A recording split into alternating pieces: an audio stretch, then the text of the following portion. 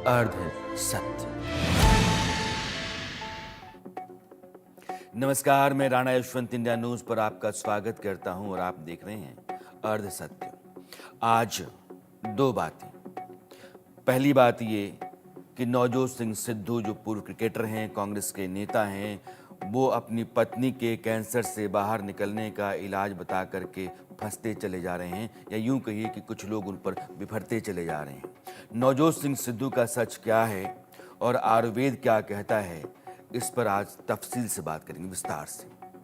और दूसरी बात यह है कि पाकिस्तान में क्या खून खराबा अभी और बढ़ने वाला है, खास करके खैबर पख्तूनख्वा और बलूचिस्तान में हालात बहुत नाजुक हैं। और ऐसे में पाकिस्तान अगर ये चाहता है कि हिंदुस्तान की टीम वहाँ चैंपियंस ट्रॉफी खेले, तो फिर हिंदुस्तान का जवाब क्या है, ये जानेंगे आज।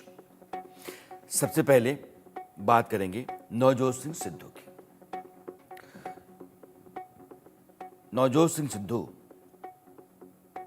इंडिया न्यूज का शो देखते हैं, एक इंटरव्यू देखते हैं। उस दौरान उनकी पत्नी कैंसर से जूझ रही होती हैं, डॉक्टरी इलाज चल रहा होता है। नवजोत सिंह सिद्धू को उस इंटरव्यू में उम्मीद दिखती अपनी पत्नी के लिए, क्योंकि डॉक्टर कह रहे हैं कि आपकी पत्नी अब कैंसर के 4th स्टेज में हैं और उनके वापस लौटने की गुंजाइश लगभग खत्म हो गई है। उस इंटरव्यू में कैंसर को मारने और काटने का उपाय बताया जाता है आयुर्वेदिक पद्धति के जरिए। सिद्धू इलाज के साथ साथ अपनी पत्नी का जो आयुर्वेदिक उपचार है और खान पान का जो तौर तरीका है, इन दोनों को उसके मुताबिक चलाते हैं। आचार्य मनीष, जिनका इंटरव्यू मैंने किया था, वो इंटरव्यू सिद्धू के काम आया, उन्होंने बार बार इसका जिक्र भी किया है। लेकिन अब ऐसा लग रहा है कि कैंसर का इलाज करने वाले हॉस्पिटल्स और कुछ सेलिब्रिटीज इसके खिलाफ हो गए हैं कि सिद्धू देश को गुमराह कर रहे हैं, और वैसे लोग जो कैंसर की खतरनाक बीमारी से जूझ रहे हैं, उनके लिए वो दरअसल एक बड़ा फरेब है, धोखा है और उनकी जान के साथ खिलवाड़ है। नवजोत सिंह सिद्धू ने क्या कहा, ये हमने आपको सुनाया। नवजोत सिंह सिद्धू किस इंटरव्यू पर, जो इंडिया न्यूज का था, उसको उन्होंने अपना आधार बनाया पत्नी के इलाज का, यह भी हमने आपको दिखाया है। आज आचार्य मनीष और डॉक्टर वी.आर. चौधरी को लेकर के हम आए हैं, जिनके उपचार इलाज के तौर तरीके ने सिद्धू की पत्नी को कैंसर के 4th स्टेज से वापस निरोग कर दिया है। अब सवाल ये है कि नवजोत सिंह सिद्धू ने कभी ये नहीं कहा कि जो मेडिकल साइंस है उसके बगैर वो चल रहे थे। उन्होंने कहा कि पत्नी का इलाज चल रहा था, मेरी पत्नी खुद डॉक्टर है, हमको उस डॉक्टरी के रास्ते पर भरोसा है। लेकिन आखिर में जो हमने रास्ता अपनाया, उस इलाज ने, उस तरीके ने मेरी पत्नी को 40 दिनों के भीतर कैंसर से बाहर निकाल करके मुक्त कर दिया। अब आचार्य मनीष और डॉक्टर वी.आर. चौधरी, इन दोनों का मैं स्वागत करता हूं। आप सभी दर्शकों के साथ इन दोनों को मैं जोड़ता हूं। मनीष जी आपका भी और वी.आर. चौधरी साहब आपका भी बहुत बहुत स्वागत है। एक बड़ा बवाल आप लोगों ने खड़ा कर दिया है नवजोत सिंह सिद्धू के बयान से भी, कि कैंसर जो है वो अगर ठीक हो सकता है तो जो मेडिकल साइंस है उसी के जरिए हो सकता है। आयुर्वेद और घरेलू उपचार या जो भारतीय चिकित्सा पद्धतियां हैं वो उसको ठीक करने का रास्ता नहीं है। जी सर, तो आपका सवाल किससे है सर? डॉक्टर आचार्य विष्णु से है मनीष, कि मेरे से है? आचार्य मनीष पहले। तो सर ऐसा है, नवजोत सिंह सिद्धू जी ने बहुत अच्छा किया, टीवी पर आकर दुनिया को बताया, सोशल मीडिया पर आकर, टीवी पे, न्यूज चैनल पे बताया कि उनकी वाइफ ठीक हो गई। पहले तो उनको ठीक होने की बहुत बहुत बधाई कि वो ठीक हो गई। और जैसा कि आपने बोला कि आपने मेरा एक इंटरव्यू किया था आज से लगभग 7-8 महीने पहले इंडिया न्यूज पर, जी। और वो वीडियो भी आपने दिखाया कि जैसा उसमें बोला गया था नीतू जी, वैसा ही उन्होंने किया। तो मैं और डॉक्टर बिसरू पिछले कई साल से हमारे हिम्स हॉस्पिटल्स हैं, जिसमें कि हम यही डाइट से कैंसर को, किडनी फेल को, लीवर फेल को, हार्ट की प्रॉब्लम को दुनिया को ठीक करना, रिवर्स करना सिखाते जा रहे हैं। अभी डॉक्टर बिस्रूप मेरे साथ हैं। जी। डॉक्टर बिस्रूप से सिद्धू जी 5 साल पहले से जुड़े हुए हैं और मैं डीआईपी डाइट फॉलो अब कर रहे आता हैं। हूं डॉक्टर विश्वरूप के पास। डॉक्टर विश्वरूप, चूंकि आप सिद्धू से जुड़े हुए हैं, सिद्धू ने आपसे अपनी पत्नी के इलाज का प्रिस्क्रिप्शन लिया या उपाय जाना और उन्होंने वो तरीका अपनाया, लेकिन हाँ। सिद्धू जो है वो सवालों में घिर गए हैं कि आप देश को और कैंसर के पेशेंट्स को गुमराह कर रहे हैं। इंपॉर्टेंट बात यह है कि गुमराह कैसे कर रहे हैं, उसका दो ही तरीके हैं। गुमराह करने का मतलब कि जो बता रहे हैं वो उससे ठीक नहीं हो सकता, और दूसरा गुमराह कर रहे हैं कि एलोपैथी से ठीक हो सकता है, ऐसा वो नहीं बता पा रहे हैं। तो एक इम्पॉर्टेंट बात यह है कि अगर किसी को लगता है कि ये जो डीआईपी डाइट सिस्टम से ठीक नहीं हो सकता, तो वो एविडेंस देख सकता है। कैसे पता चलेगा कौन सही है कौन गलत है? जो सबूत दे दे वो सही है ना। तो सबूत आपके माध्यम से मैं ये सबूत दे रहा हूँ जी।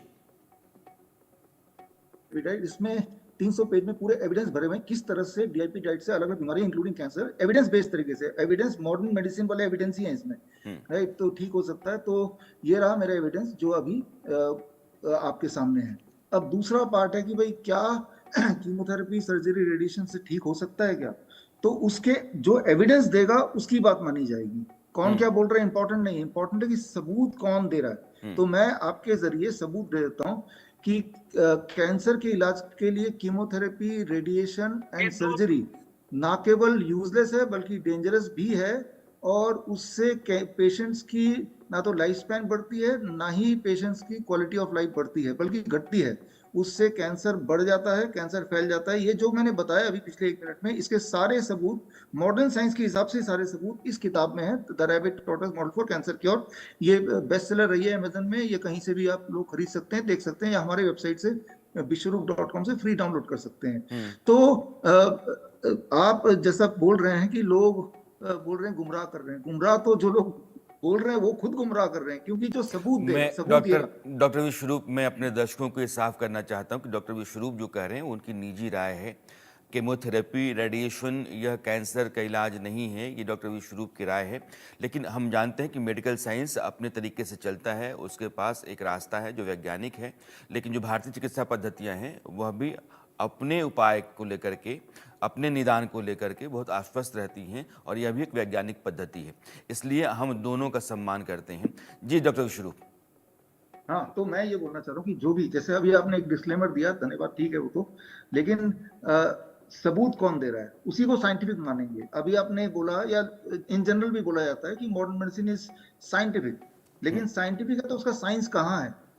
आपके माध्यम से जो देश भर के, दुनिया भर के ऑन्कोलॉजिस्ट से मैं ये पूछना चाहता हूँ कि कोई एक एविडेंस दिखा दो जिससे ये साबित होता हो कि कीमोथेरेपी, रेडिएशन एंड सर्जरी से किसी भी एक पेशेंट का कभी भी भला हुआ हो। एविडेंस दिखा दो, अपने किसी जर्नल में छपा हुआ दिखा दो। है नहीं, और जर्नल में जो छपे हैं वो मेरे पास है, उसमें तो यही देखते हैं कि एक दो पेशेंट हैं, दोनों एक ही तरह से कैंसर से पीड़ित हैं, एक इलाज कराने जाता है और एक बाई चांस इलाज नहीं कराता। जो इलाज नहीं कराता है उसी की लाइफ स्पैन ज्यादा पाई जाती है, उसी की क्वालिटी ऑफ लाइफ ज्यादा मिलती है, जो रैंडमाइज कंट्रोल ट्रायल अभी तक के हुए हैं।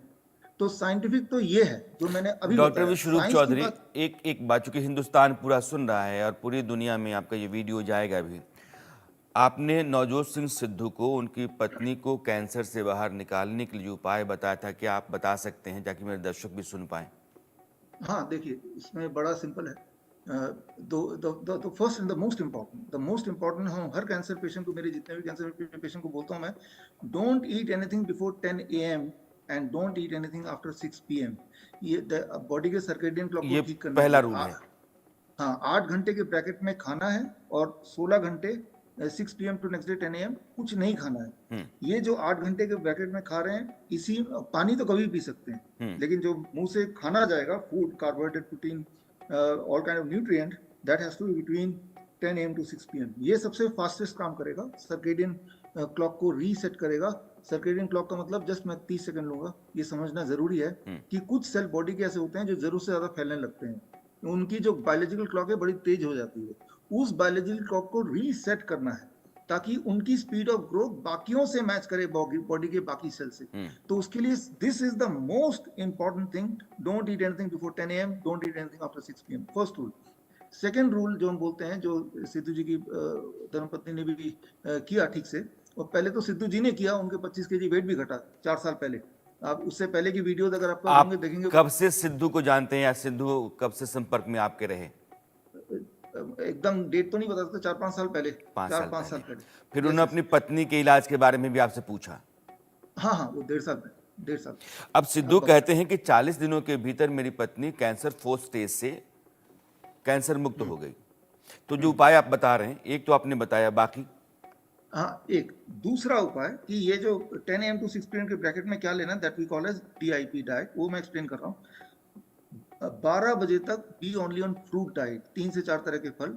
उन्होंने कुछ महंगे महंगे फल के नाम बताए होंगे जो मैंने देखा भी कहीं, कुछ लोगों ने बताया भी, बट वो फल लेना जो रीजनल एंड सीजनल, जो सस्ते फल हैं वो लेना, 3 से 4 तरह के, according to your body weight. मेरा बॉडी वेट 70 kg, एक शून्य लगा दूंगा तो 700 gram, that becomes the first step. और डाइट में सेकंड स्टेप है, लंच में पहले सलाद खाना है, 700 का आधा होता है 350 ग्राम, इतना सलाद खाना है। उसके बाद कुक्ड फूड, रोटी सब्जी दाल चावल खा सकते हैं, वेजिटेरियन डाइट। डिनर 6 बजे से पहले फिनिश करना, but dinner has to be only vegetables, 300 से 400 ग्राम कच्ची सब्जी, टमाटर खीरा मूली गाजर, ये है। ये तो हुआ। क्या नहीं खाना है, all kind of animal protein, all kind of dairy product, all kind of pack food, ये सब बिल्कुल छोड़ना है। पत्तों का खास रोल है, लेकिन पत्ते सारे एक जैसे हैं, चाहे पालक के पत्ते हो, मूली के पत्ते हो, धनिया के पत्ते हो, greens are called green blood. तो उसके जूसेस ले सकते हैं, कोई लोग स्मूदी ले लेते हैं, कोई लोग चटनी बना के ले लेते हैं, कुछ लोग कच्चा भी खा सकते हैं। तो ये फ्लेक्सिबिलिटी है बेस्ड ऑन कि भाई किसी के दांत ही नहीं, ओरल कैंसर है, तो उसको तो लिक्विड ही देंगे हम, जूस बना के देंगे। तो ये एक प्राइमरी डाइट है, इसको और डिटेल में कोई काढ़ा ये जो बनाने का तमाम तरह मतलब की पत्तियों को मिला करके लोग जूस पीते हैं, कि अमरूद का भी ले लिया, बरगद का भी ले लिया, नीम का भी ले लिया, ये तमाम हाँ तरह की हाँ, पत्तियों का जूस जो पीते हैं वो भी काम करता है? अरे जबरदस्त काम करता है। पत्ते जो मिल जाएं, ऐसा नहीं कि कोई स्पेसिफिक पत्ता ज्यादा अच्छा काम करेगा, ऐसा नहीं है। Green leaves are green leaves, चाहे वो दे आर कॉल्ड सब्जियों के ग्रीन हो या ब्लड। पेड़ों के हो। हाँ हाँ, वो आप देखते हैं, animals are taking mostly leaves, green leaf, हरा पत्ता है तो वो काम करेगा। कोई ज्यादा क्वांटिटी में लेना पड़ता है, पालक का जूस पियेंगे तो करीब 250 ml, व्हीट ग्रास का जूस पियेंगे तो करीब 50 ml। इतना फर्क जरूर है, कोई कॉन्सेंट्रेटेड होता है, कोई थोड़ा डाइल्यूट में होता है, बट एवरी लीव वर्क्स। तो वो पत्ते लीजिए जो आपके पास मिल जाए। और क्योंकि एक इम्पॉर्टेंट बात कि जितने भी कैंसर पेशेंट हैं उनमें एक ही सिम्टम होते हैं जो कॉमन होते हैं for all kind of cancer, उनके हीमोग्लोबिन स्टीपली नीचे गिरता है।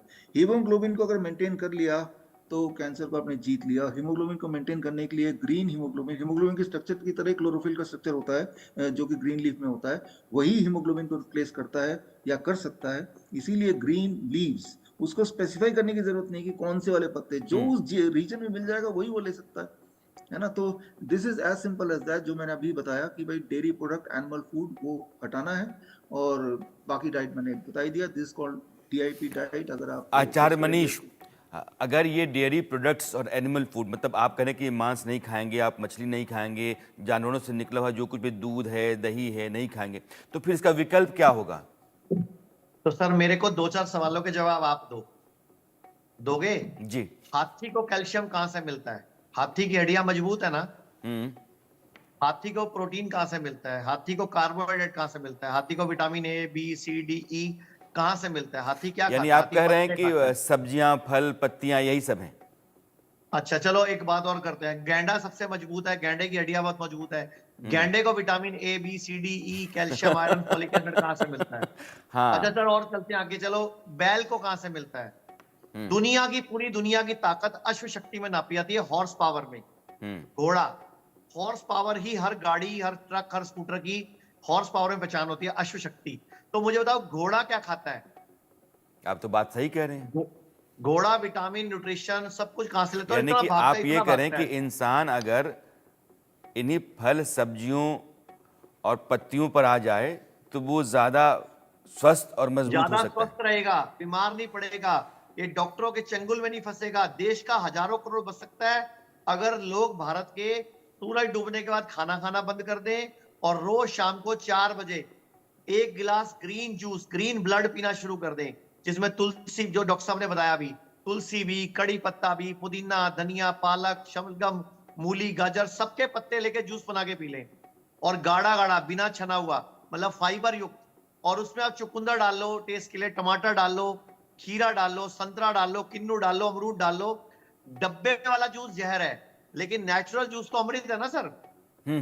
तो आप ये कह रहे हैं कि और नारियल पत्तियों पानी का भी जो अमृत जूस है। होता है बिना छाने ही आप पीजिए फाइबर के साथ। हाँ गाढ़ा गाढ़ा पियो ताकि फाइबर भी जाए बॉडी में, और पियो आराम आराम से घूट घूट करके स्वाद लेके, लोग क्या गलती करते हैं, नारियल पानी लिया, एक घूंट में पूरा उड़ेल देते हैं अंदर।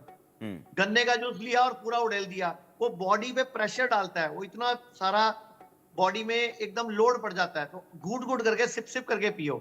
जैसे डॉक्टर विश्वरूप बताते हैं कि गन्ने का जूस पियो तो उतनी देर पीने में लगाओ जितनी देर गन्ने को चूसने में लगनी थी। मतलब गन्ना चूसते और रस आता उतनी देर में खत्म करना है।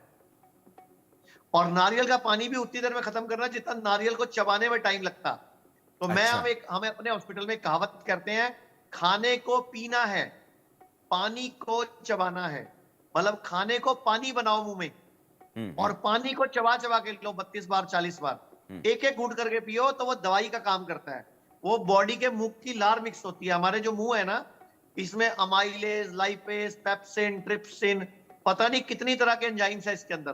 तो वो सारे मिक्स होंगे तो वो अंदर मेरा खाना हजम होएगा। आप एक चीज नोटिस करना, कई लोग मक्की खाते हैं, कॉर्न्स खाते हैं या चने खाते हैं। सुबह जब पोटी करते हैं कई चने साबुत निकलते हैं, कई मक्की के दाने साबुत निकलते हैं। इसका मतलब पेट में कुछ नहीं होता। जो चीज दांतों से हजम होती है, पचती है, उसी का पेट में कुछ होता है। और हमारे जो दांत है वो यहाँ है, पेट में दांत नहीं है, वहां आंत है। दांत यहाँ है। तो दांतों से चबाना, अच्छी तरह चबाना, खुश मन से खाना, वही दवाई है। और अगर मूड खराब हो, गुस्सा हो, लड़ाई हो, टेंशन हो, रो रहे हो, उस दिन खाना नहीं खाना, उस दिन खाना करना है, खाना। बिकॉज उस दिन सिर्फ फ्रूट खाना है, सैलड खाना है, नारियल पानी पीना, जूस पीना है। क्योंकि आज स्ट्रेस हार्मोन, आज कार्टिसोल का लेवल ज्यादा है। उस दिन खाया गया खाना बीमारी बनेगा। जैसे उदाहरण देता हूं मैं आपको, आपके घर में मिक्सी है सर? हाँ है ना।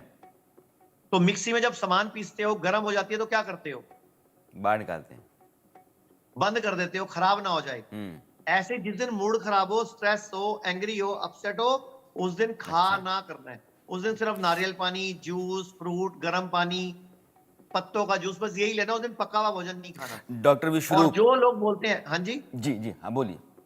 जो लोग बोलते हैं मुर्गा खाना है, मछली खानी है, तो मैं आपसे पूछता हूं, आप दिल्ली में रहते हो, दिल्ली में समुंदर है क्या? नहीं है। समुंदर 2000 किलोमीटर दूर है आपसे। अब वहां पे मछली पकड़ी गई, मान लो सोमवार को। सोमवार को वो शिप में आई, मंगलवार को मंडी में पहुंची, उसके ऊपर कुछ लेप लगाए गए, कुछ टीके लगाए गए, कुछ केमिकल लगाया गया। बुधवार को उसको शिपिंग में डाला गया। अगले सोमवार को वो दिल्ली पहुंची, फिर दिल्ली की आजादपुर मंडी में आई, फिर उसको चेक किया गया, फिर कोई केमिकल लगाया गया।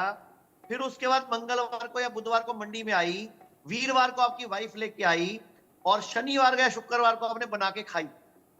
तो पिछले सोमवार की मछली अगले बुधवार को आप खा रहे हो, तो सर कौन सी हेल्थ मिलेगी? हम अपने घर में कोई डेड बॉडी हो जाए तो 24 घंटे रखते नहीं, बदबू मारती है, या उसकी बॉडी से कुछ टॉक्सिन्स निकलते हैं, जो भी आप बोलते हो।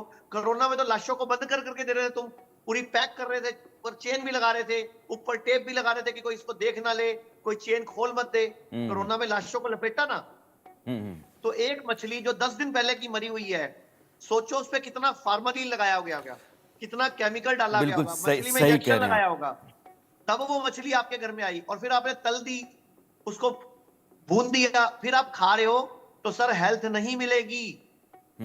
और पुराने टाइम पे जब लोग ये मुर्गा या बकरा खाते थे ना, या हिरन खाते थे, तो शिकार करते थे, जंगल में जाते थे, उसके पीछे भागते थे, कई कई घंटे लगे रहते थे, फिर शिकार करते थे, और वहीं जंगल में ही उसको टेंट लगा के भून के खा लेते थे। तो शिकार करा हुआ अन्न खाते थे पुराने टाइम पे लोग। आप आज जो मुर्गा आप खा रहे हो, वो पता नहीं कितने दिन से पिंजरे में बंद है, उसको पता नहीं कैसे कैसे। ये एक बहुत अच्छे मतलब सवाल के आसपास आप आ गए हैं डॉक्टर विश्वरूप। आचार्य मनीष कह रहे हैं कि जब मछली आप 4 दिन बाद खाते हैं, लेकिन ये जो बाजार है, इस बाजार ने पैकेज्ड फूड का एक बड़ा सा मतलब एक दुनिया संसार खड़ा कर दिया है। पैकेज्ड फिश भी है, पैकेज्ड चिकन भी है, पैकेज्ड पराठा भी है, और बाकी तो मतलब जितनी चीज़ें आती हैं आप देखें।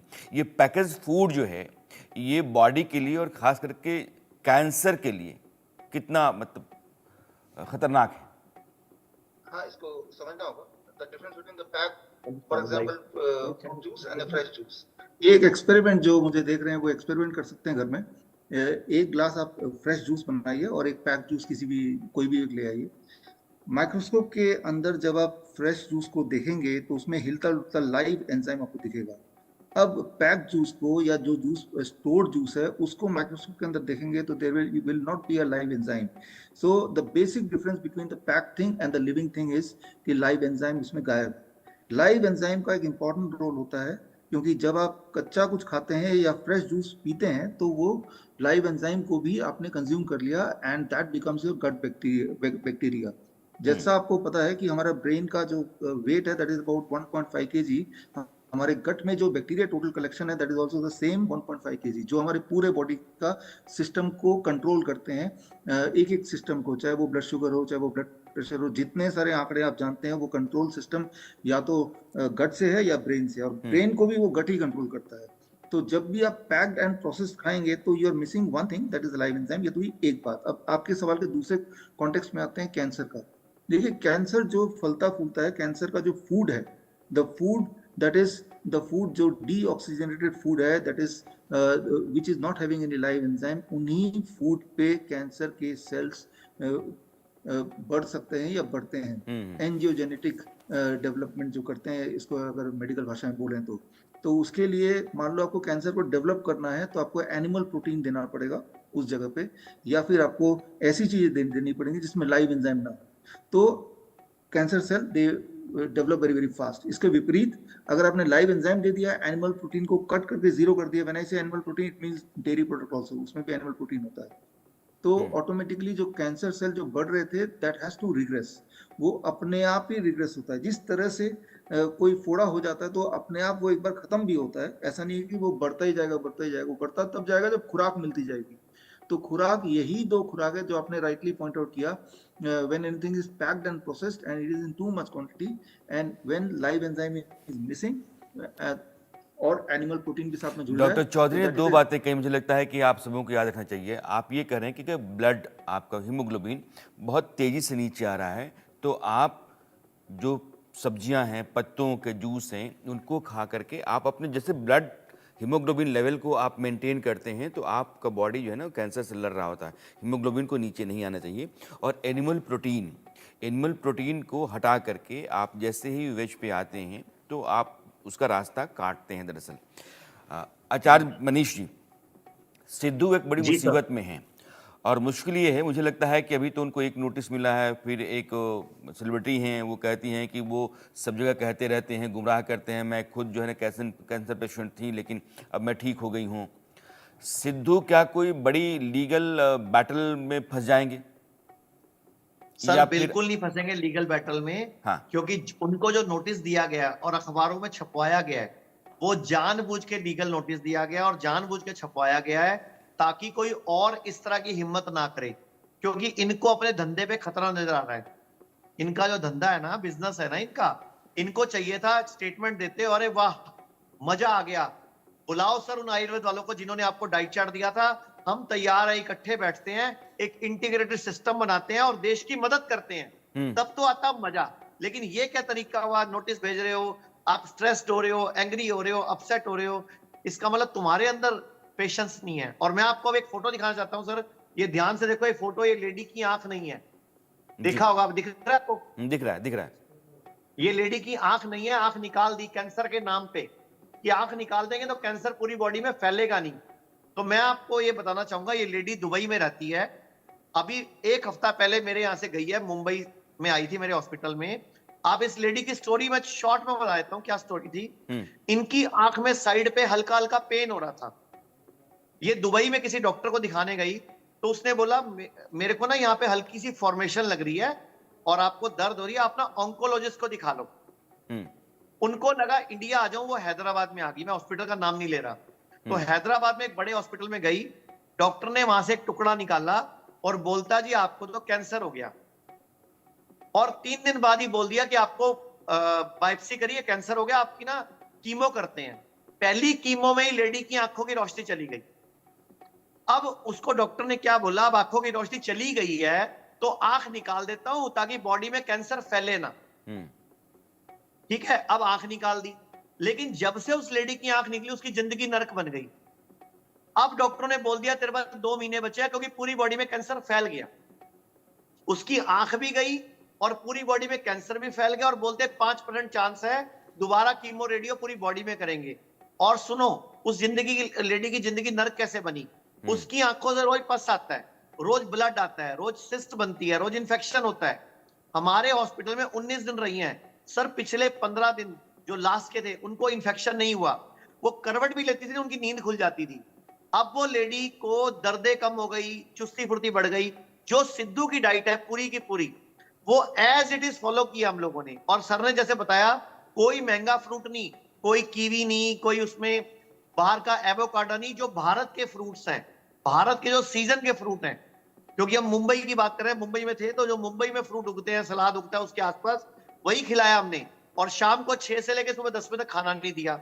अगर आप कहो तो मैं ये लेडी को फोन करता हूं, आप इनसे खुद बात कर लो और इनकी वीडियो रिकॉर्डिंग कर लो और पब्लिक को दिखाओ कि इनके साथ कितनी इनकी जिंदगी गलत कर दी गई। इनकी 6 साल की बेटी है, 13 साल का बेटा है सर। इनको बोला गया 2 महीने की मेहमान है जी। और मैंने इनको बोला है कि आप अगर ये आयुर्वेद के नियम फॉलो करोगे, जब तक आपकी जिंदगी है तब तक जियोगे। लेकिन कैंसर के साइड इफेक्ट बहुत आ चुके हैं इनको, सॉरी कीमो के, रेडियो के साइड इफेक्ट आ चुके हैं इनको।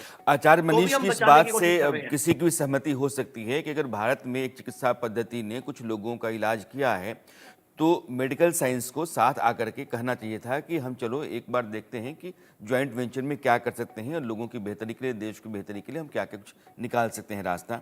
और मेडिकल साइंस को लेकर के कभी कोई सवाल नहीं है, क्योंकि वो एक वैज्ञानिक पद्धति है और बहुत सारे एक्सपेरिमेंट्स के बाद और बहुत सारे शोध के बाद आदमी ट्रीटमेंट के लिए उस रास्ते पर जाता है।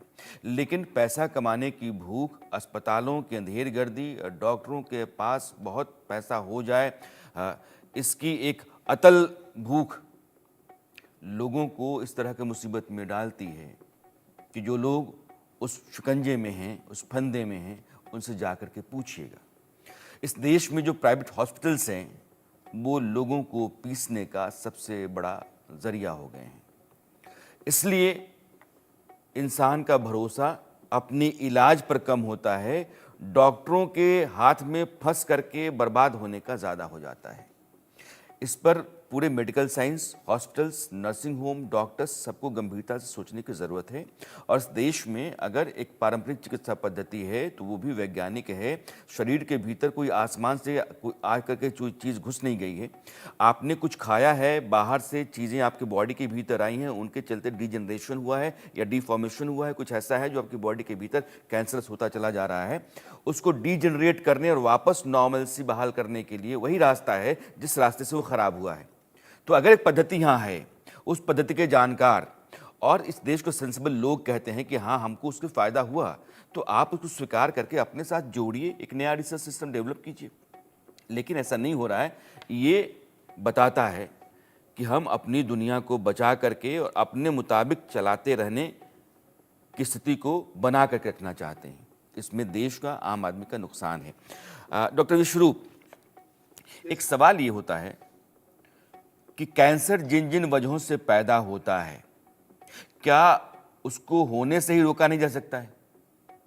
होने से रोका जा सकता है। उसका जो सबसे बड़ी वजह है पिछले 4-5 साल में जो निकल के आया है वो ये कि जैसे मैंने शुरू में बताया, जितना आप सनसेट के बाद दूर होते जाओगे खाने का लास्ट मील, फॉर एग्जांपल जो लोग नाइट शिफ्ट में हैं वो उनकी मजबूरी होती है कि वो लेट खाते हैं, 10 बजे, 12 बजे, 1 बजे, 2 बजे नेटफ्लिक्स देखते हुए या कोई एंटरटेनमेंट करते हुए।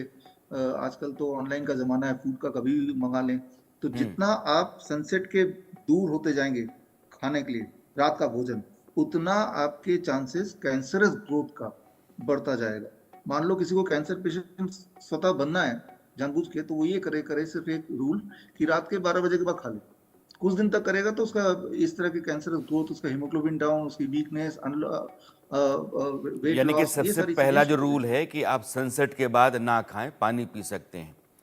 हाँ, और बाकी जो आपने उपाय बताए हैं वो आप फॉलो करते हैं तो आपकी बॉडी जो है बीमारियों से दूर रहेगी।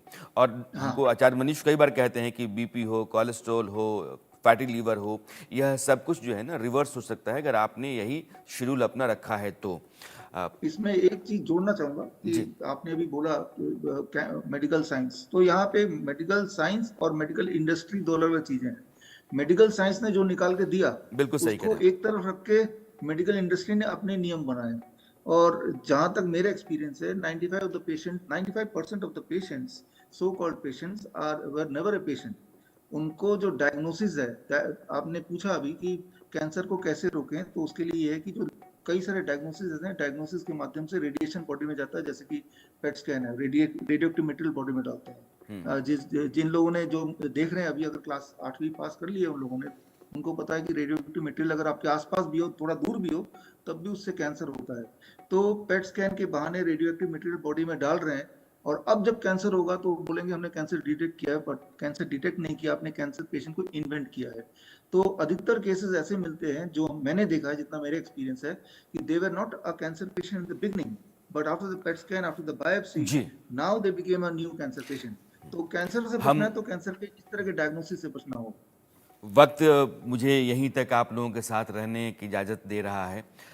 इंडिया न्यूज़ फिर से कहता है कि मेडिकल साइंस का रिसर्च और इलाज, मेडिकल साइंस अलग अलग बीमारियों को जिस रास्ते करता है उस पर हमें भरोसा है, एक साइंटिफिक रास्ता है वो। लेकिन भारत में जो दूसरी चिकित्सा पद्धतियां हैं, जो पारंपरिक हमारी हैं, वह भी वैज्ञानिक आधार पर ही चलती हैं, खड़ा हुई हैं, और वो सदियों से चल रही हैं।